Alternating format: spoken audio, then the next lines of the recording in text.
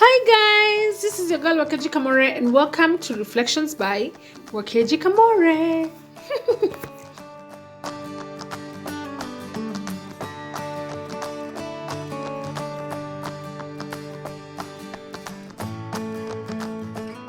We are currently going through the book of First Samuel, chapter by chapter, so it'd be nice for you to listen to the end of this recording because I'll be sharing my takeouts from the chapter which we will be reading at the end.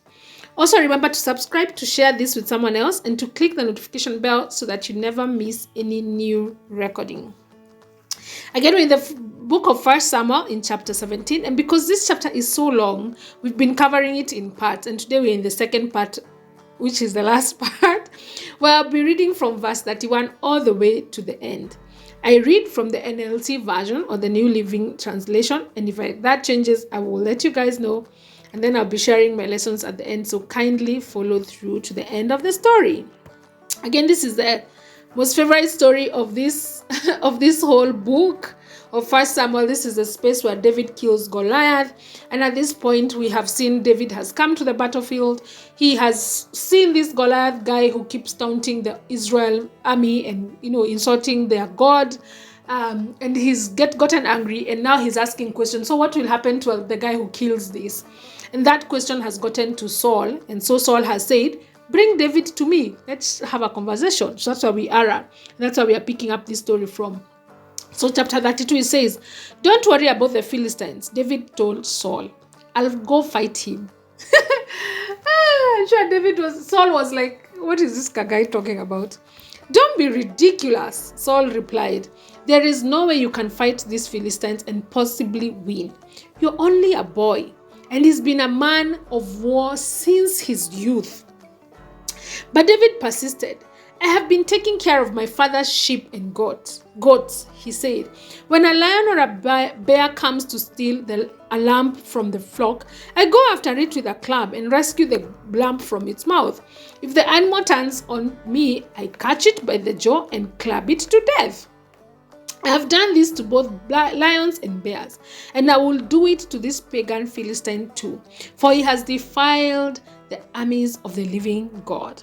And the Lord who rescues me from the claws of the lion and the bear will rescue me from this Philistine. So Saul finally consented, said, all right, go ahead, he said, and may the Lord be with you. Then Saul gave David his own armor, a bronze helmet of coat of mail. David put it on, strapped the sword over it, and took a step or two to see what it was like, for he had never worn such things before. I can't go in this, he protested to Saul. I'm not used to them. So David took them off again. He picked up 5 smooth stones from the stream and put them in his shepherd's bag. Then, armed only with a shepherd's staff and sling, he started across the journey to fight the Philistine. I can only imagine the tension in the armies, in the camps. They were like, oh my God, this is how this guy goes to die. Oh my goodness. Anyway, so Goliath walked towards David with his shield bearer ahead of him, sneering in contempt at this ruddy-faced boy. Am I a dog? He roared at David, that you come to me with a stick? And he cursed David by the name of his gods. Come over here and I will give you flesh.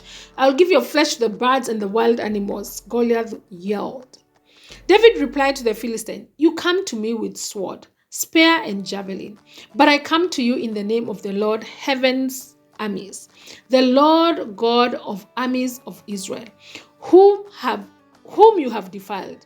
Today the Lord will conquer you, and I will kill you, and I will cut off your head, and then I will give your dead bodies of your men to the birds and the wild animals, and the whole world will know that there is a God in Israel.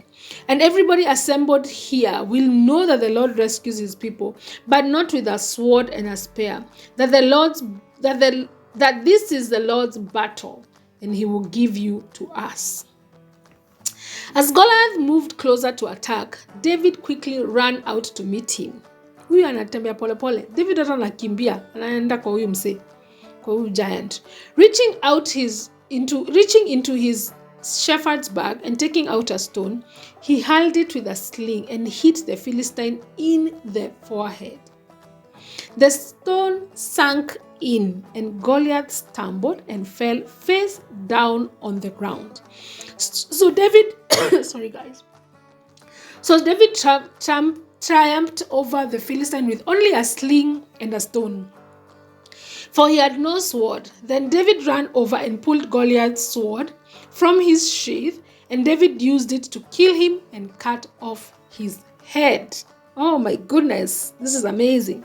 I can only imagine how the Israelites are feeling. When the Philistines saw that the champion was dead, they turned and ran. The men of Israel and Judah gave a great shout of triumph and rushed after the Philistines, chasing them as far as Gath and the gates of Ekron. And their bodies of the dead and the wounded Philistines were strewn all along the roads of Shaaraim, as far as Gath and Ekron. Then the Israelites' army returned and plundered the deserted Philistine camp. David took the Philistines' head to Jerusalem, but he stored the man's armor in his own tent. Oh, this is like a collector. Collect your precious things. So he actually stored his armor in his tent, like deco. As Saul watched David go out to fight the Philistines, he asked Abner, the commander of his army, "Abner, whose son is this young man?" "I really don't know," Abner declared. "Well, find out who he is," the king told him.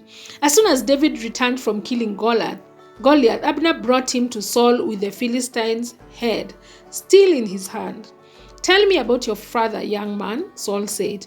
And David replied, "His name is Jesse, and we live in Bethlehem." This is such a beautiful story of David and his victory over this huge giant called Goliath. And the Bible records, I think there's so much that we can learn from this chapter. There's so much, and just the fact that this guy, Goliath, came with his whole might. I mean, he had a spear and all those things. But David says he is only coming with the name of the Lord God, who is the King and who is, the God of all the armies. Like just the fact that he acknowledged, me have just come with the name of the Lord. But I like the verse 51 to 52 that says that when the Philistines saw that their champion was dead, they turned and ran. Then the men of Israel and Judah gave a great shout of triumph and rushed after the Philistines, chasing them as far as Gath to the gates of Ekron. And the bodies of the dead and wounded Philistines were strewn all along the roads of Shaaraim as far as Gath and Ekron. You see, the thing is, David's courage had now spread out to the rest of Israel's army. These same soldiers that were trembling with fear are now so courageous that they are running after the Philistines and destroying them. Is it possible that when we act in faith and courage, that the same courage that we have acted out in or with spreads out to the others and enables them to do what seemed impossible to them? Is it possible that when you apply for that job that is reserved for men or reserved for people with 10 years of experience, and you're like, nimetoka campus saizi, but I'm going to apply for this job anyway, that your courage will spread out to others and others will start to do the same? Is it possible that when you take a stand against oppression in your workplace, at home, in the community, in this nation, that others will also get this courage to do the same? That courage is actually something that people can catch. We will catch that same courage.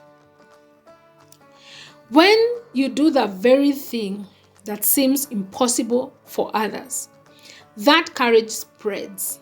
It's contagious. It spreads out to those that are looking at you, and it enables them to take steps that they needed to have taken a long time ago. Like the Israelites and the army of this, they needed to have taken this step that David took a long time ago. But when David took it, then their courage, the courage of David, spread to them as well. It became contagious for them as well, and it allowed them to go after the Philistines and really, truly bring back the victory.